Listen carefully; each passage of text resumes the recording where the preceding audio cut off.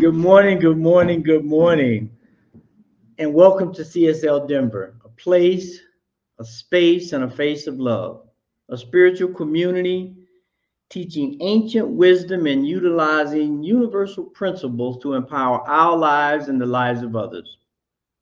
I love that song uh, about belief and power and doing things. Because now this January in CSL world, if you remember, is all about doing a refresh, a reboot about the main principles that are taught in the Science of Mind textbook. Now that book is, like she said, she picked up the big book. It's big, right? Some 300 and something pages, but the essence of the book is captured on those first 60 pages, broken down into four categories: the thing itself, the way it works, what it does, and today we're going to dive into how to use it. How to use it. And so the talk title is Feeling Good, How to Use It. Feeling Good, How to Use It. Now, the keys of success, or pick a word that resonates with you. Some people, in this day and age, words have so many different nuances that you can't speak ubiquitously. You can speak powerfully, but you can't be ubiquitous. I'll leave it at that.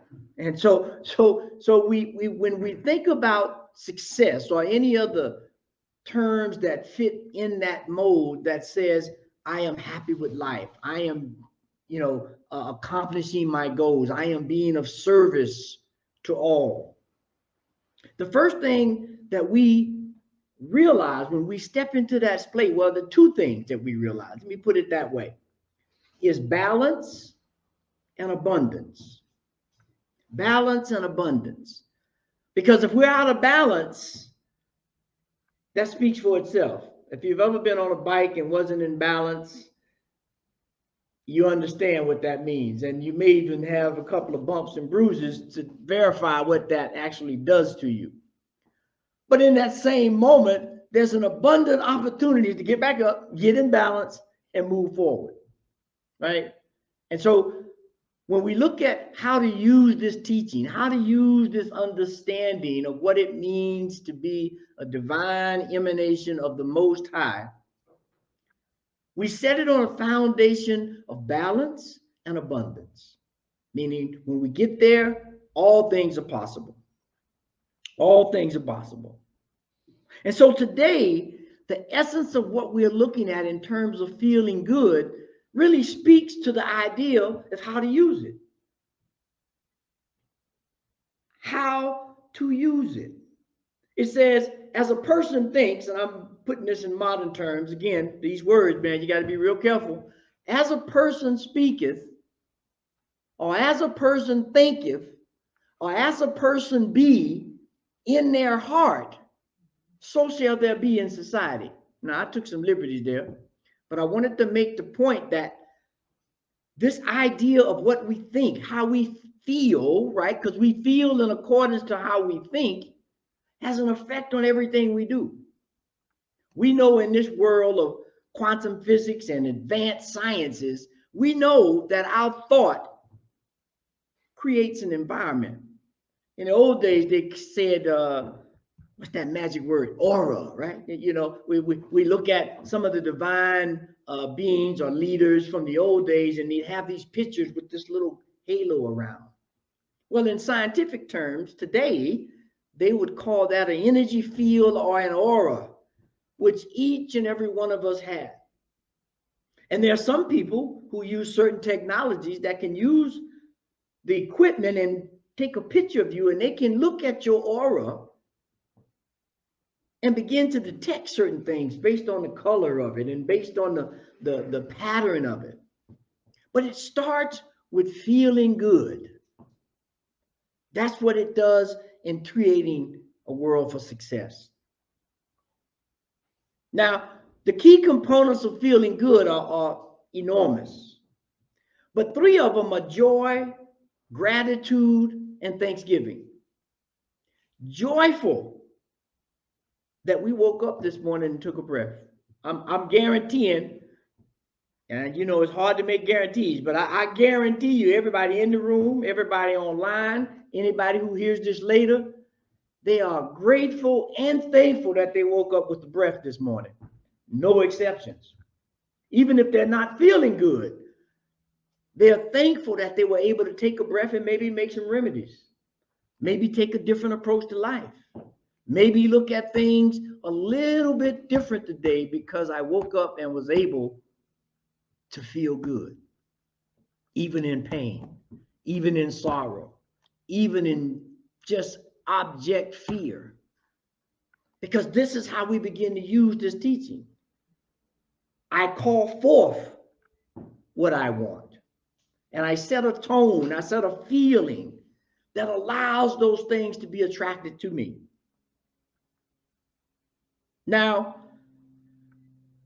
the one thing that we have to really hone into, I believe, is this idea of artistry, right? Some people say this year of 2024 is this year of allowing ourselves to be the artists of life, to be an artist of life. Now, if you know anything about an artist, and I don't care what kind of artist they are, whether they're a musician or sculptor or painter or a drawer, they are in tune with demonstration. There's no need to write a song and not sing it. Now, you may not sing it the moment you wrote it, but at some point you or someone has to sing that song to display your artistry, to display the good feeling. And again, good feeling does not always mean, sometimes, let me put it this way, sometimes good feelings may take you into a deep place, right? But because we understand that life is full, life is whole, it doesn't leave things out because they make us feel uncomfortable. But when we can go through those things with joy, we can say amen.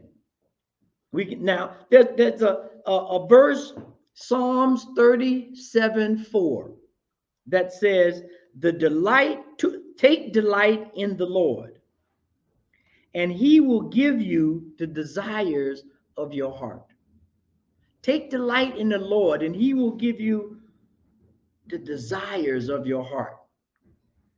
Nobody, I could be wrong, but I don't think nobody's desiring pain. Nobody is desiring hard times. Most people, and I'll leave it there, are desiring good times, good feelings, successful moments, happy moments. So when we do that, God is saying, look, I can take that idea, that seed, and multiply, make it grow, just like the little mustard seed we hear so much about. That is an idea. That is a way of looking at the tapestry of life and weaving together the challenges and the successes so that we become joyful about life. I'd like to bring up this first slide that kind of speaks to this. It says, so then, encourage one another and build each other up. Meaning, we want to create a community. We want to create an environment. We want to create an aura that allows us to feel good, that allows us to bring forth the artistry. Now, if I told y'all I was going to bring up my artistry of playing my clarinet again, y'all might say, well, no, we don't want that artistry because I haven't practiced. I don't know my fingering anymore. But it's good to try it. When I do try it every now and then, but I do it in the closet, as they say. So y'all don't hear me and I start squeaking and put that away. But it brings me joy. It takes me back to a moment when I was in the marching band and we'd be going on trips for band competition. There was a joy. And that joy was infectious. That's why we go to concerts, and that's why we go listen to high school bands and drum competition, because to see them be in the light of artistry, to feel good about what they're doing, it makes us feel good. Nobody goes to a concert to feel bad. Well, let me ask, does anybody go to a concert to feel bad? Let me ask it that way. You know, people are motivated by different things. However, oftentimes, I'll dare say most times, people go to feel good. And that's how you use this divine spirit in life. It helps us move through challenges and changes and allows us to realize that with every breath we take, we're utilizing the Spirit of God. Every word we speak, we're utilizing the power of the divine so that we can look at life joyously. Now, I'm sure there's no one in this room who hasn't had some bad experiences. Some of us may be getting grips with some right now. But the key thing to remember, this too shall pass. It has not come to stay. It has come to pass. So whatever it is we're hunkered down in that may not be feeling good or allowing us to be the artists of life that we want to be, just grab a little bit of joy, a little bit of goodness, and understand that feeling is a causation. It's an inside-out job. It's not outside in. Feeling good inside, it's going to be very difficult to display that on the outside. And I'm sure some of you know exactly what I'm talking about. How many times have you gone to work or talked to somebody and you feel absolutely horrible? But you got to put on a good face because you're in a public space, you're at work or whatever the situation might be. And if you're lucky, you have someone that's close to you that can be honest with you and say, ooh, boy, you said one thing, but you look like, that's what you look like. Your words and your actions and your body language was not congruent. You may have been talking some happy thoughts and feeling good thoughts, but the energy, the aura, the divine spirit within that emanates who and what we are was saying something totally different. There's that, there's that verse that says, talking loud and saying nothing. That's what that is. When the outside and the inside are not together. It just, Jane Brown said, like a dull knife, it just ain't cutting. Talking loud and saying nothing. We don't want to be in that mode of life. We want to be in a joyous mode of life. We want to allow God to be the foundation, the balance, the abundance in all that we do. Now, the trick is, it's a subtle power. It's not this overpowering thing, feeling good. It's subtle. It kind of sneaks up over you if you don't watch it. You ever had that? You're sitting there, something happened, and I'm trying to be mad. I'm trying to get into a funk. I'm just in it. But then subtly, I catch myself. And the subtle power of fine life, good laughter, joyous communication slips in on me. Didn't expect it. And then I catch myself smiling in the midst of my madness. So that's an awakening moment. I'm trying to be mad at my wife because she didn't do ABC, whatever that is. And I try to be, and then all of a sudden, something will happen. She'll say something, or I'll remember something, and that subtle movement of happiness pops in. If we look at this next slide, it says, ideas exist eternally in wisdom.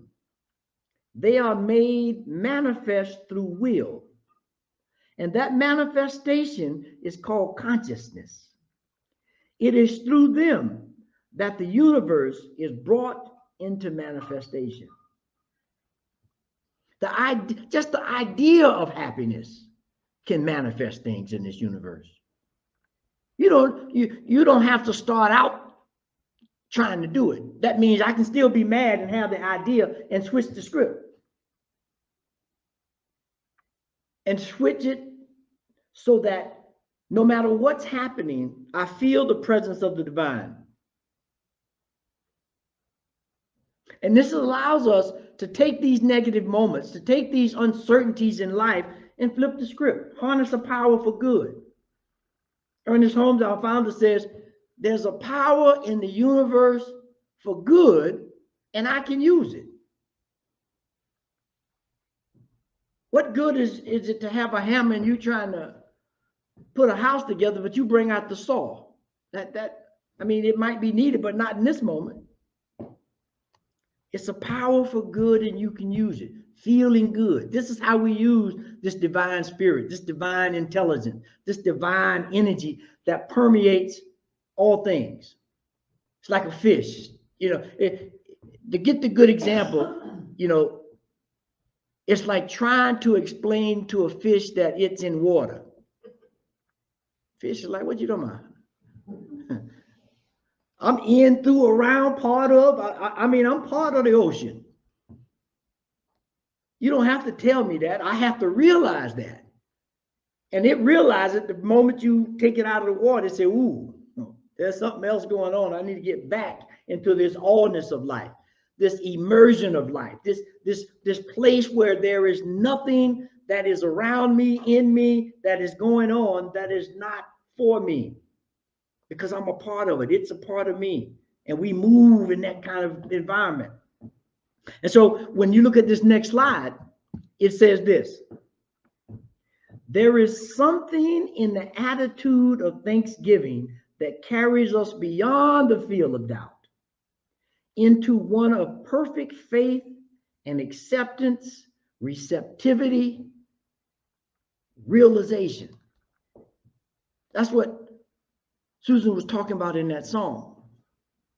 There's this part where we have to get in it. We have to do the thing. We can't just talk the thing, and we have to do the darn thing.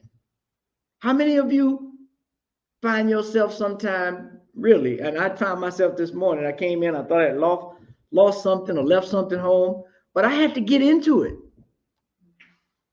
And when I did, guess what? I found the thing I thought I had left. Everybody was laughing. I laughed too. Created a little joy in a situation that I was feeling really afraid of. This is how we have to approach life. This is how we use the Spirit of God.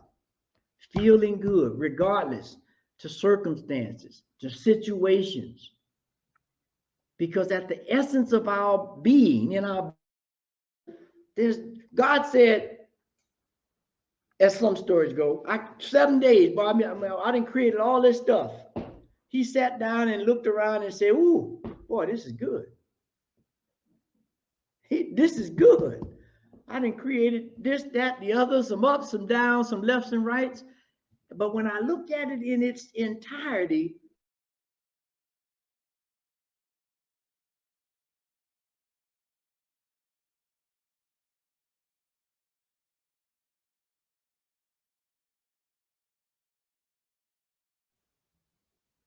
and that's what happens when we can be filled with joy. We can rest.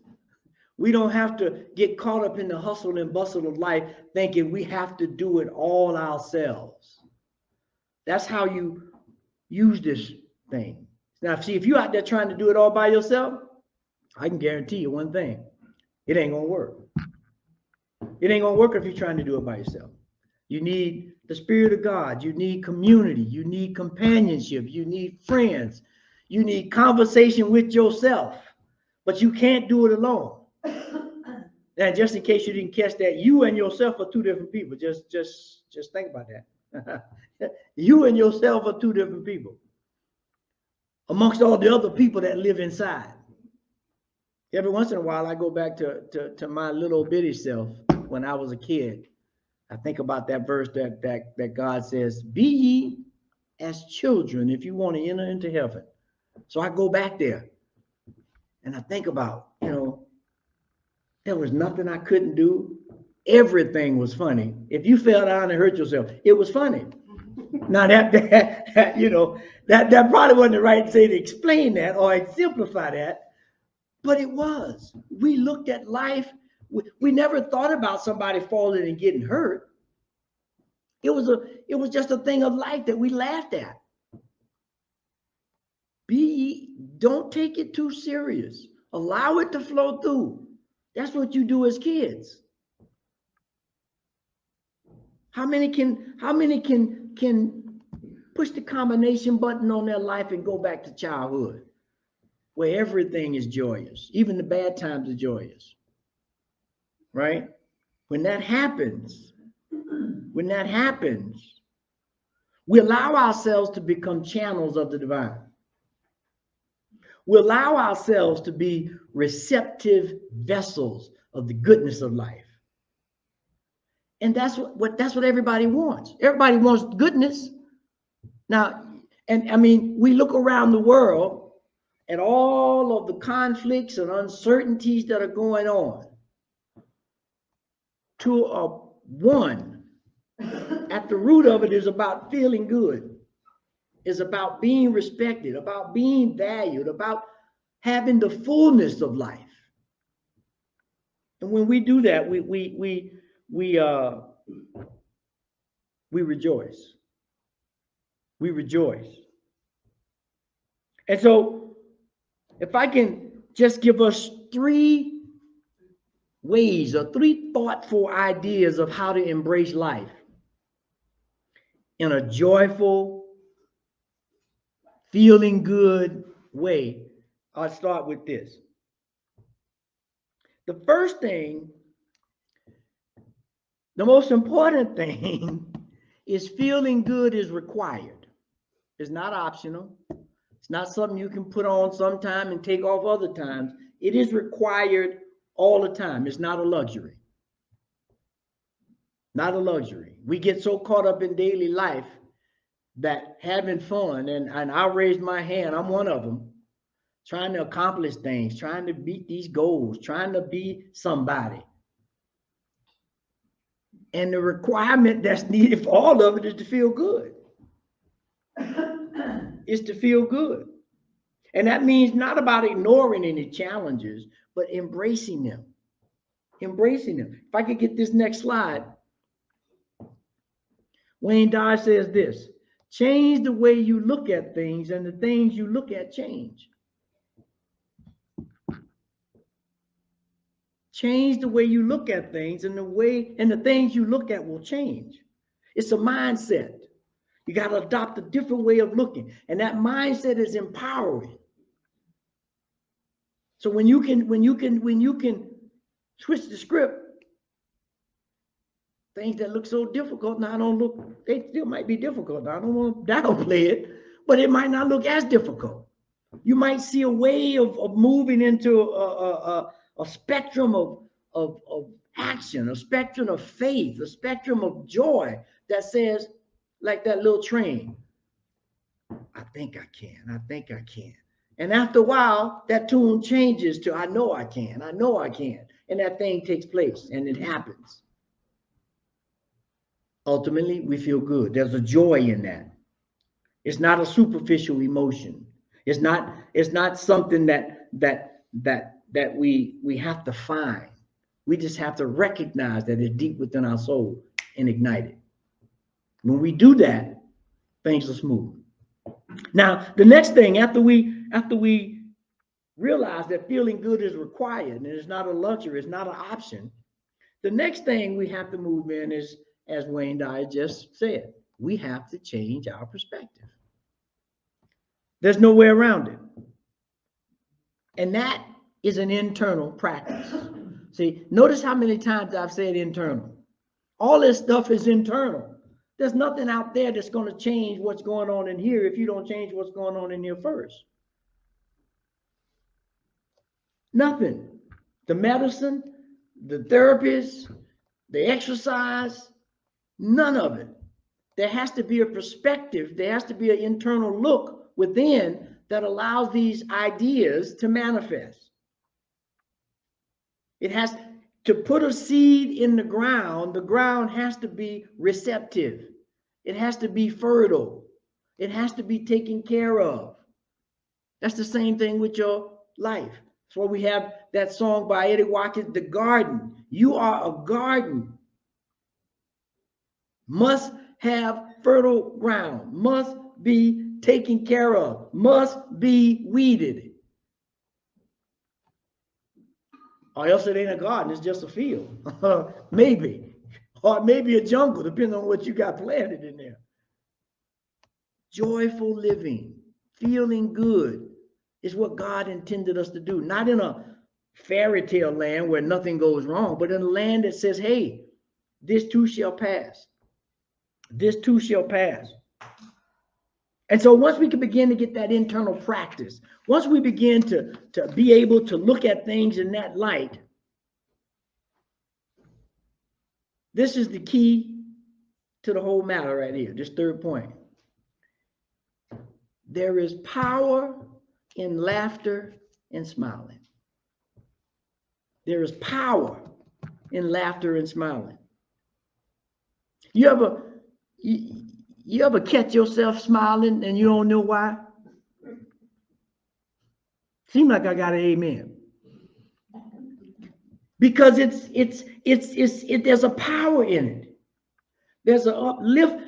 We have brain science now that tells us when you laugh, when you smile, the endorphins and the hormones and the proteins that get released in the body heals things.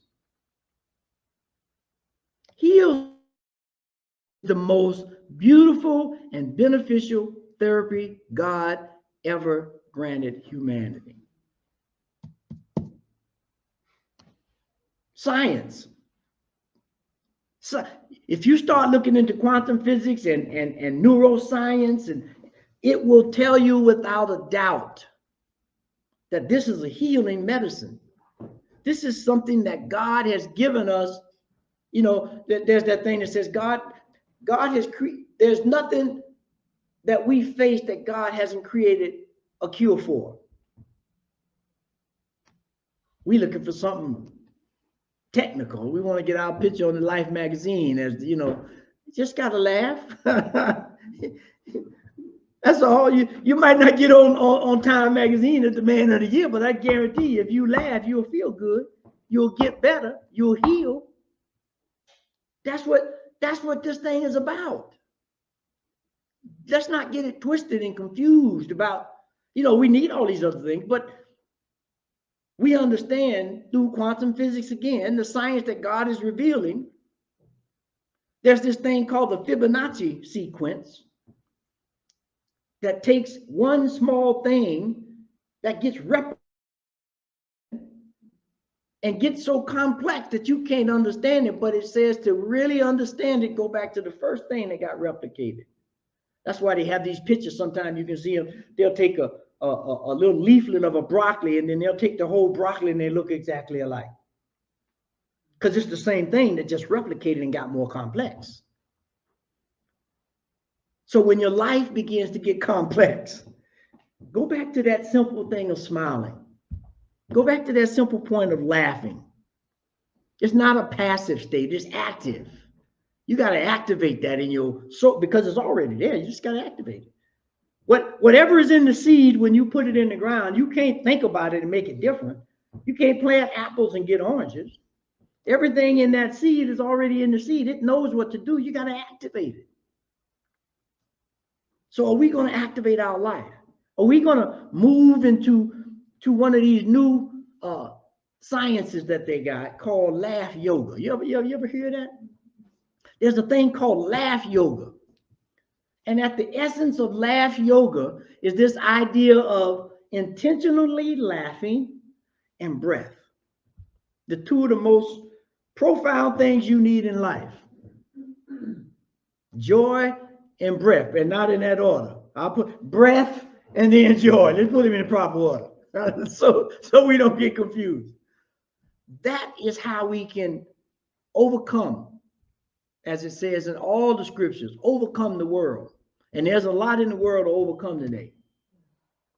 But with joy, with laughter, with feeling good. That is how we use this spirit of the divine. So I get that next slide. It says this. To do this, one of the ways is to surround yourself with people who make you laugh. Laughter is to the soul what sunshine is to a flower.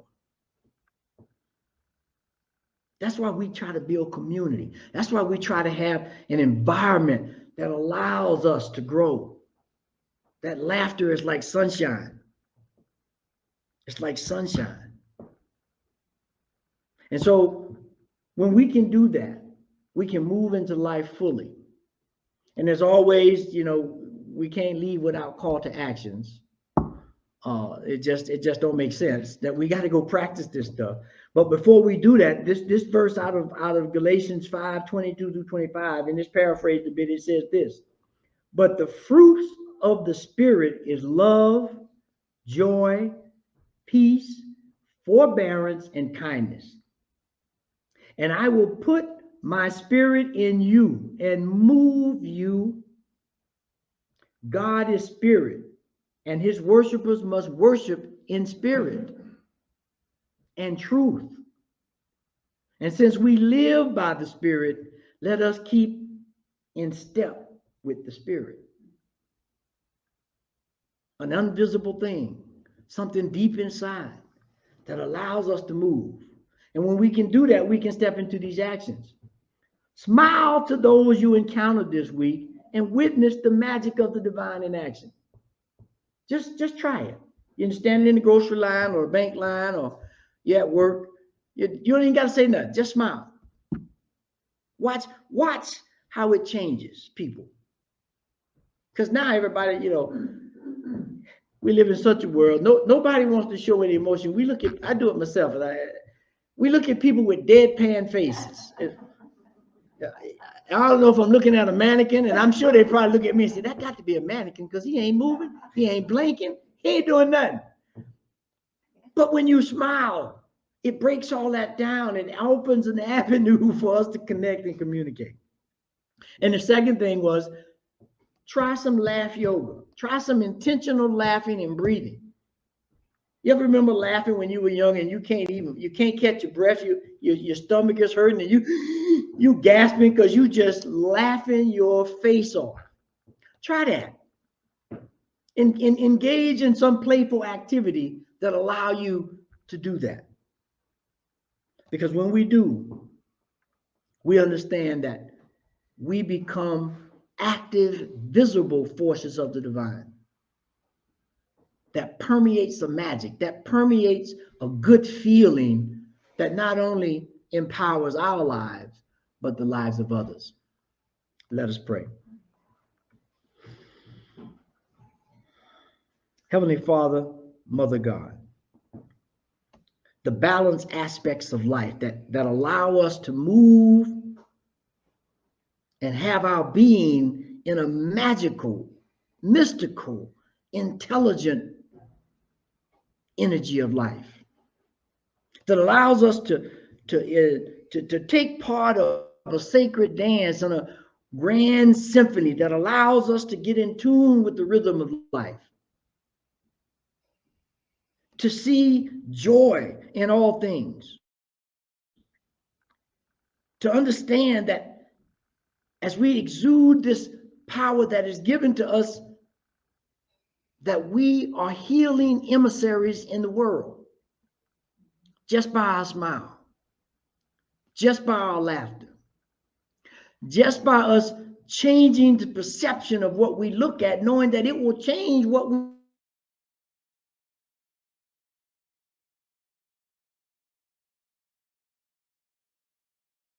online and those who may hear this later, that we are changing the way we see the world. We are allowing ourselves to use the vision of the divine to move through the tapestry of life, to move up the hill, and then gladly go back down the hill as we understand that this too is a part of life. And so I take that little song, that whistle while you work, and I use that as a mantra to be happy, to be joyous in the work, in the doing of whatever it is that needs to be done to sustain life, to sustain this planet, to sustain this whole entire world. because that is our purpose. That is our calling. That is what and who we are. And so we lean on that. And I give thanks for this opportunity, for that understanding, for that activation of this in my life, your life, and all lives, that we begin to know who we are. And so I release this prayer into a law that is already activated, that is already moving in our lives and creating a world that works for all. And so with that, I just release, I let go, and I know that this is absolutely so, and so it is. Amen.